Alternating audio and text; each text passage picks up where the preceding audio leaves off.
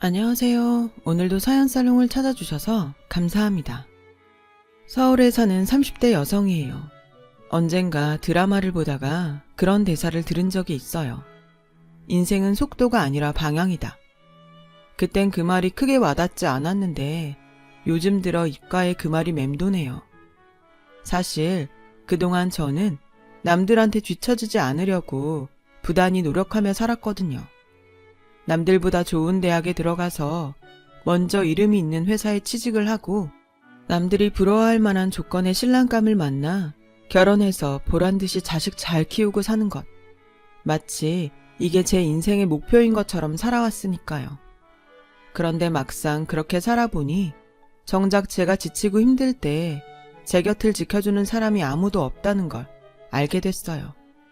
내 편이라 믿었던 남편조차도요. 그때 알았어요.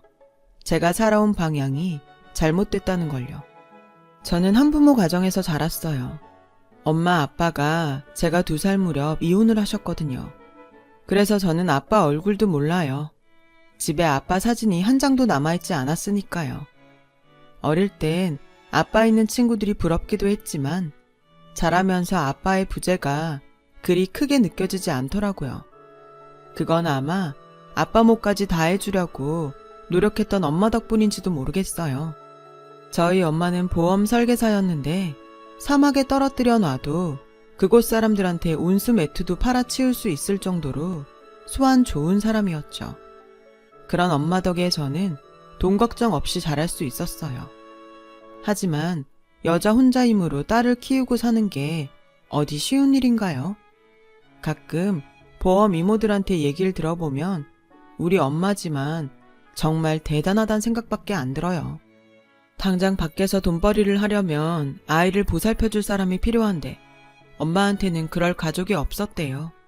그래서 일터까지 저를 데리고 가서 회의 때는 건물 경비실에 저를 맡기고 영업을 나갈 때는 늘 저를 데리고 나갔다고 하더라고요.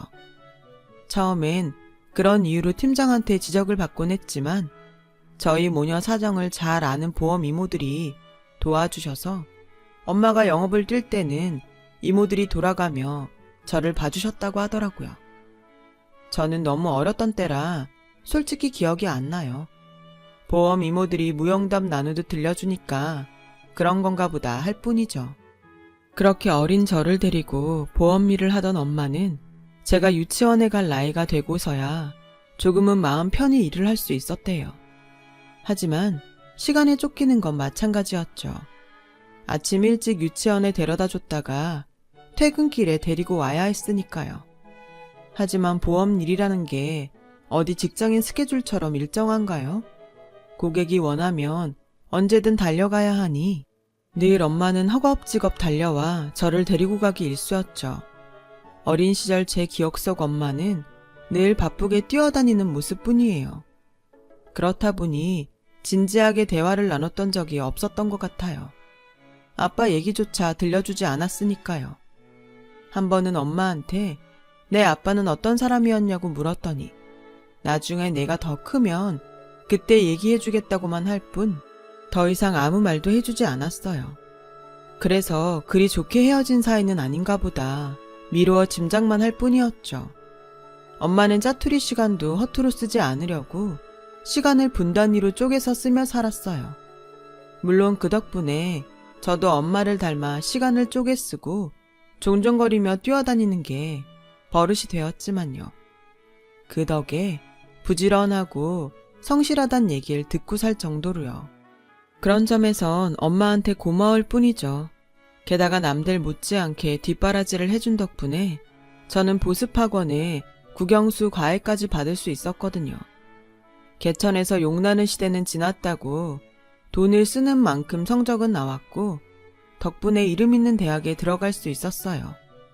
엄마 성화에 2학년을 마치고는 호주로 단기 어학연수도 다녀올 수 있었죠.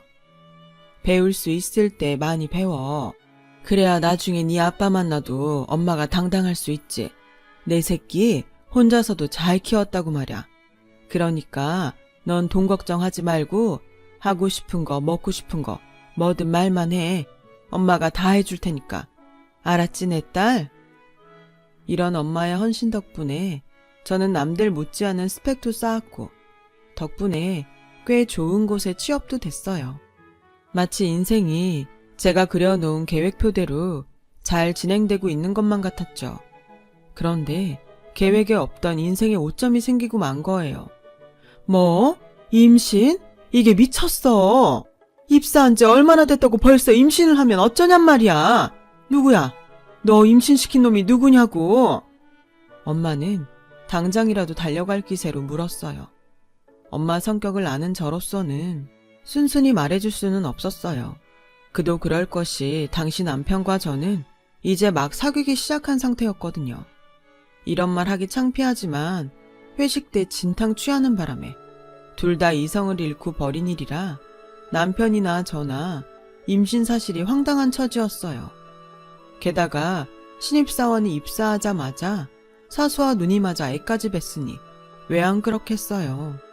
저는 내심 남편이 수술하라고 하진 않을까 걱정했는데 다행히 임신 사실을 알고는 결혼하자고 하더라고요. 예상보다 일이 급진전되긴 했지만 그래도 우리가 사랑하는 사이임은 분명하고 우리 사이에 생긴 아기니 최선을 다해 키워보자고 하더라고요. 그 말에 조금은 안심이 됐어요. 그래서 엄마한테도 말했던 건데 엄마는 길길이 뛰며 화를 내다가 마치 세상 끝난 사람처럼 주저앉아 대성통곡을 하더라고요. 아휴, 닮을 걸 닮아야지. 뭐 좋은 거라고 혼전 임신까지 지 엄마를 닮아. 내가 너만큼은 엄마 팔자 닮지 말라고 얼마나 애지중지 키웠는데 네가 어쩜 이럴 수가 있어. 다 필요 없고 수술 받아. 난 내 딸 인생 이렇게 망가지는 거 못 본다. 엄마 얘기를 들어보니 엄마도 저처럼 혼전 임신을 했던 모양이었어요. 그랬으면 지금 내 심정이 어떤지 누구보다 잘 알 텐데 어떻게 수술을 하랄 수 있는 건지. 뭐? 나보고 수술을 하라고? 엄마, 어떻게 엄마가 나한테 그런 말을 할 수가 있어. 엄만 날 이렇게 낳아놓고 나보고 내 아이를 지우라고? 그게 말이 돼? 싫어. 나 절대 수술 안 받을 거야. 그이도 낳아서 잘 키우자고 그러는데 어떻게 엄마라는 사람이 딸한테 아이를 지우란 소리를 해? 왜? 엄마가 날 지우지 못했던 게 한이 돼서 그래? 진작에 날 지웠으면 걸리적거릴 것도 없고 엄마 마음 편히 살 수 있었을 텐데 그게 억울해서 이러냐고. 말해봐. 그때였어요. 지금껏 단 한 번도 저를 때린 적 없던 엄마가 제 뺨을 쳤어요. 그리곤 죽일 듯 노려보며 그러셨죠. 그래, 너 같은 딸년 내가 미쳤다고 이날 이때까지 키웠는지 모르겠다. 그때 네 친할머니 말대로 지웠어야 했는데 내가 미친년이지. 이 꼴 보자고 그 고생하고 살았으니. 그래, 네 마음대로 해. 애를 낳든 말든 네 마음대로 하라고. 그날 이후 엄마와 저는 한동안 말도 섞지 않았어요. 그리고 며칠 뒤 저는 남편이 살고 있는 오피스텔에 들어가 본격적으로 동거를 시작했어요. 임신 6개월이 넘어가자 더는 복대로 배를 가릴 수 없는 지경에 이르렀고 결국 퇴사를 결심하게 되었어요. 상황이 이렇게 되고 보니 순서는 바뀌었지만 시댁에 인사를 드려야 할 것 같아서 하루 날 잡아 남편과 함께 시댁에 찾아갔어요. 아니, 사귄 지 얼마나 됐다고 벌써 애를 뺏어와? 세상에? 아무리 세상이 좋아져서 손주를 혼수로 데려오는 세상이 됐다지만 그래도 이건 좀 너무한 거 아니니? 게다가 넌 신입사원이라며 기껏 들어간 회사를 이런 일 그만두는 게 아깝지도 않니?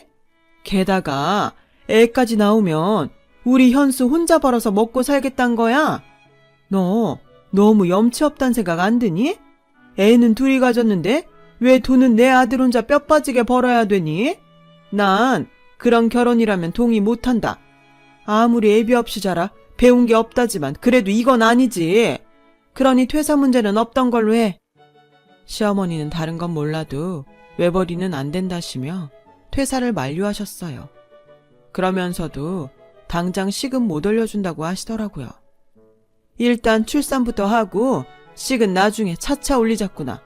아직 큰애도 결혼 전인데다 2달 뒤가 내 환갑이라 경황이 없구나. 식은 그렇게 알고 혼인신고 먼저 하는 걸로 하자. 내키진 않았지만 상황이 그러니 어쩔 수 없다 생각했어요. 시어머님이 좀 까칠한 분위기긴 하지만 그 외의 식구들은 모두 저를 반겨주는 분위기였어요. 식구들 중 누구 하나도 아이를 지우길 바라는 사람은 없었어요. 오히려 제 건강을 걱정해주는 분위기였어요. 피 한 방울 안 섞인 남도 이러는데 어쩜 내 엄마라는 사람이 더 날 가슴 아프게 하나 싶어 울적했죠. 그래서 엄마가 먼저 사과를 하기 전까지는 절대 연락 안 하겠다고 생각했어요. 그렇게 몇 주가 지났을까요? 시간이 지날수록 몸이 제 몸 같지 않은 게 이상하더라고요. 임신을 하면 호르몬 불균형으로 몸이 전과는 다르다는 말은 들었지만 그 정도 문제가 아니었어요. 혈압도 높고 몸도 잘 붓는 데다 경련을 일으키는 일도 종종 있었거든요. 아무래도 큰 문제가 있는 것 같아서 정기 검진을 받던 산부인과에 갔어요. 네? 임신 중독증이요? 글쎄, 임신 중독증이라지 뭐예요. 임산부에게는 가장 무서운 병이라며 미숙아를 출산하거나 심할 경우 태아와 산모 모두 위험할 수 있다고 하더라고요. 그 말을 들으니 덜컥 겁이 났어요. 그동안 때 되면 아이를 낳을 거라고만 생각했지 이런 일이 있을 거라고는 생각도 못했으니까요. 그래서 걱정스러운 마음에 남편이 퇴근하고 돌아오자 이 얘기를 했더니 글쎄 이러지 뭐예요. 그래? 그럼 어쩌나? 다음 달 어머니 환갑 때 하롱베이로 크루즈 여행 가려고 했는데 자기는 아무래도 못 가겠지? 에이, 아쉬워서 어쩌냐? 크루즈에서 1박 하면서 보는 풍경이 그렇게 좋다는데 할 수 없지 뭐. 대신 내가 사진 많이 찍어 올게. 아니, 지 아이를 임신한 내가 임신 중독증까지 걸려서 이 고생을 하고 있다는데 뭐가 어쩌고 저째요? 자기야, 내 말 못 알아들었어? 임신 중독증이라고. 위험하다니까? 그래, 그러니까 몸조리 잘하고 있으라는 거 아냐. 누가 자기 보고 아픈 몸 이끌고 와서 며느리 노릇하라고 그랬어? 근데 왜 이렇게 발끈하고 그래? 솔직히 서운한 걸로 치면 내가 더 서운하지. 안 그래? 평생에 한 번 있는 엄마 환갑에 며느리라고 딸랑 있는 사람이 아프단 핑계로 환갑 여행도 같이 안 가겠다는데 솔직히 안 그래? 빈말이라도 따라가겠다고 하면 내가 어련히 당신 생각해서 그러지 말라고 했을까? 어쩜 사람이 그렇게 이기적이야? 당신 어머니 보고 지독하다고 하는데 내가 보기엔 당신이나 장모님이나 똑같아. 둘 다 자기밖에 모르는 이기적인 사람들이라고. 남편은 짜증을 내곤 밖으로 나갔어요. 순간 저는 믿었던 사람한테 뒤통수를 심하게 맞은 기분이 들었어요. 아니, 내가 뭐라고 했다고 이런 소리까지 들어야 하나 싶더군요.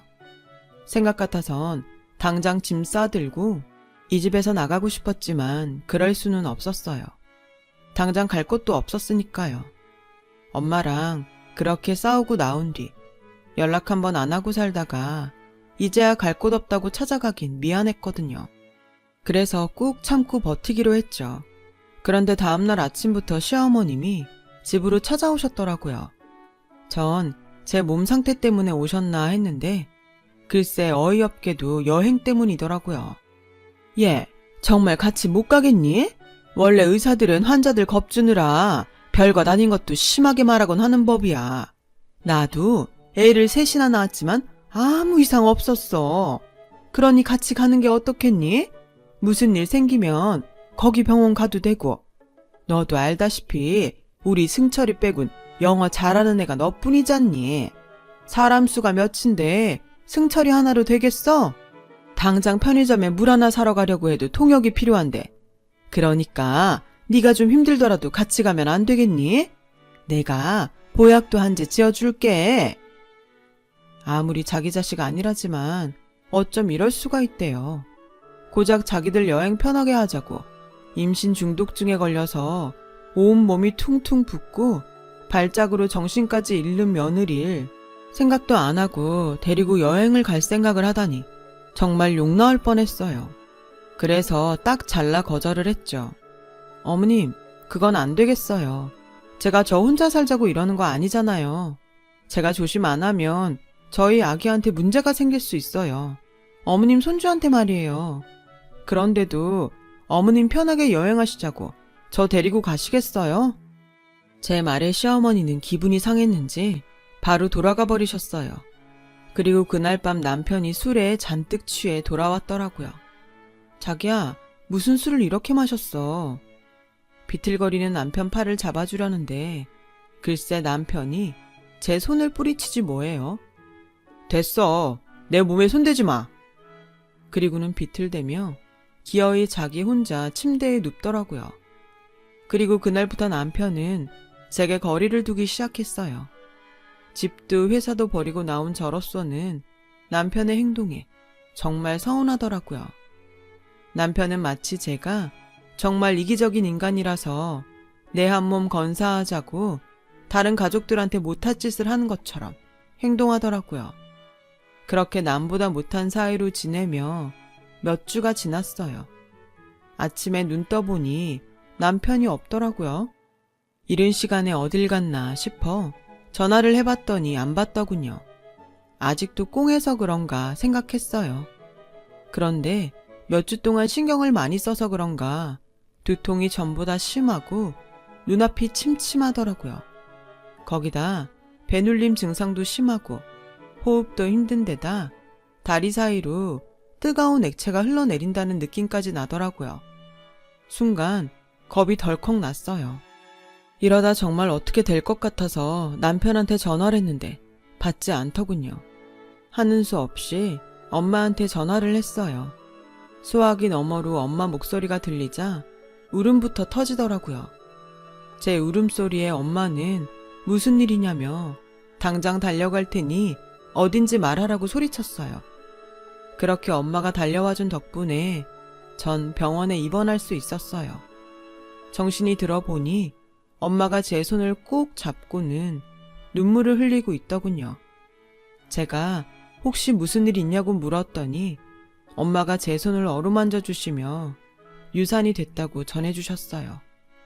임신 중독증도 심하고 유산기까지 있었는데 그동안 몰랐냐면서 어떻게 사람이 이 지경이 되도록 네 남편은 전화도 안 받냐고 분통을 터뜨리셨죠. 그때였어요. 중년의 의사가 엄마를 보고는 이름을 부르더라고요. 현자? 양현자?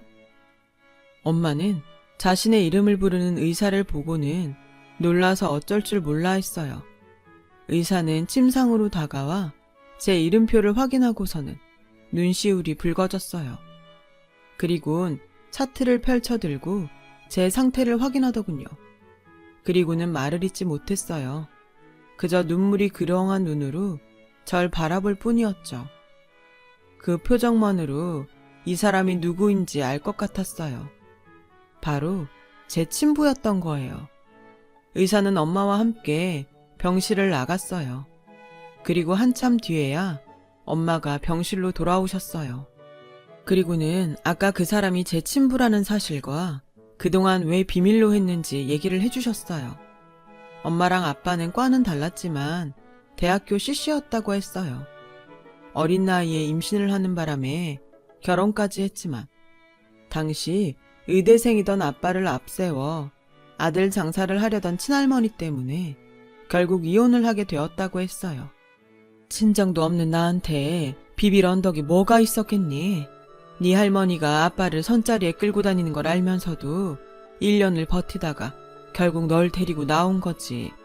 지 공부하느라 바빠서 자기 엄마가 무슨 짓을 하는지 알면서도 모르는 척하는 네 아빠도 밉고 날 사람 취급도 안 하는 네 할머니도 싫어서 그땐 이혼이 최선이라고 생각했다.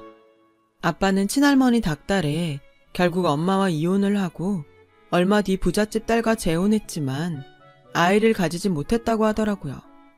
그러자 친할머니가 우리 모녀를 찾았더라는 말도 함께해요. 5년 전 친할머니가 돌아가시고 현재 아빠는 혼자 사신다고 했어요. 아빠는 내심 엄마와 재결합을 원하는 눈치였지만 엄마는 그럴 생각이 없어 보이더라고요. 그동안 못한 아빠 노릇이나 해. 내 남편 노릇까지 할 생각 말고 내 딸 아니, 우리 딸 마음의 상처는 몰라도 몸에 난 상처는 당신이 꼭 다 낫게 해줘. 엄마는 아빠한테 신신당부를 했어요. 그렇게 제가 아빠 병원에 입원해 있는 동안 엄마는 제 곁은 지키고 계셨어요. 그렇게 일주일이 다 되어 가던 어느 날 남편한테 전화가 왔어요. 짐이 많으니 공항으로 차 끌고 마중을 나오라더군요. 그 순간 알았어요. 남편과 시댁 식구들이 저한테 말도 없이 시어머니 환갑여행을 갔다 왔다는 사실을 말이죠. 제가 울먹이며 아무 대답도 못하자 곁에 있던 엄마가 전화기를 뺏어선 대신 통화를 했어요. 자네 지금 어딘가? 애가 몸이 이 모양인데 왜 코빼기도 안 보이고 이제야 전화인가? 어디긴 병원일세. 제가 유산을 했다는 말에 남편과 시댁 식구들은 공항에서 바로 병원으로 달려왔어요. 병실에 들어선 시어머니는 저를 보자마자 소리를 치셨어요. 너는 어떻게 돼먹은 애가 네 새끼도 하나 못 지키니? 임신 중독이니 뭐니 유세까지 떨며 내 환갑여행도 같이 못 가겠다고 했으면 애는 지켰어야지. 애비도 없이 편모스로 해서 자란 널 군말 없이 받아준 게 네가 마음에 들어 그런 줄 아니? 네가 내 손주를 뵀다고 하니 내칠 수 없어서 할 수 없이 받아준 거야. 근데 그마저도 없으니 이제 내가 널 며느리로 받아야 할 이유가 있겠니? 혼인 전부터 몸뚱이나 함부로 굴린 너 같은 애를 말이다. 안 그러니? 유산한 건 안 됐지만 차라리 잘 된 건지도 모른다. 이참에 없던 일로 치고 각자 갈 길 가면 되는 거니까. 병원비는 위자료다 치고 우리 쪽에서 낼 테니 우리 인연은 여기까지로 알고 다시는 우리 애한테 엉겨붙지 마. 그러자 기다렸다는 듯이 엄마가 나서서 말했어요. 그렇게는 안 되겠네요. 애는 둘이서 가졌는데 피해는 왜 내 딸만 입어야 하는 거죠? 임신 중독증으로 몸도 상한 데다가 자식 잃은 슬픔에 정신적 충격까지 받은 애한테 위로는 못 해줄 망정 자기 아들한테 엉겨붙지 말라고요? 이게 무슨 개만도 못한 인성입니까? 게다가 내 딸은 임신하는 바람에 회사에 휴직계까지 내야 했고 회사 사람들한테 손가락질까지 받게 됐어요. 근데 대기 아들은 아무 일 없다는 듯이 멀쩡히 회사 생활을 하겠다고요? 이거 불공평해도 너무 불공평한 거 아닙니까? 누군 제 자식을 5개월 넘게 품었다가 눈물로 저 세상 보냈는데 누구는 지 아내랑 자식은 어떻게 되든 말든 해외에서 크루즈 여행이나 즐기다 와놓곤 증거가 사라졌으니 예전처럼 총각으로 살겠다니 이게 말이 됩니까? 저요, 내 새끼 망가뜨려 놓고 지만 쏙 빠져나가려는 파렴치한 저 인간 절대 가만 안 둡니다. 회사에도 이번 일 다 알릴 거고요. 내 새끼 몸과 마음에 상처 입은 만큼 그쪽 아들한테도 똑같이 해줄 겁니다. 그리고 애비 없는 애라고 무시하셨죠? 누가 애비 없는 애입니까? 이 병원이 누구 병원인지 아세요? 우리 애 친부 병원입니다. 그닥 변변찮은 남편 앞세워 내 딸 자식 앞에서 유세던 모양인가 본데 가소로워서 웃음도 안 납니다. 어디서 되지도 않는 주제에 내 새끼 가슴에 멍을 들여요. 지 새끼 가진 여자가 아프다는데도 여행 가느라 연락까지 끊은 놈의 인성이라면 우리 쪽에서 거절입니다. 그런 개만도 못한 놈은 사위로 들여 뭐에 쓰겠습니까? 그러니 아들 가진 유세 그만 떨고 당장 여기서 나가요. 아, 위자료는 변호사 선임 후에 정해서 연락하겠습니다. 엄마는 시어머니한테 받은 대로 돌려주곤 병실에서 내쫓았어요. 그리곤 제 손을 어루만지며 말했어요. 일전에 아이 지우라고 한 건 말이다. 너는 나처럼 힘들게 살지 않길 바래서 했던 거지 진심이 아니었어. 아무렴 애미가 딸한테 손주를 버리란 소리를 하겠니? 그 업보는 다 엄마가 안고 살게. 그러니 넌 마음 추스리고 다시 살아 이거사.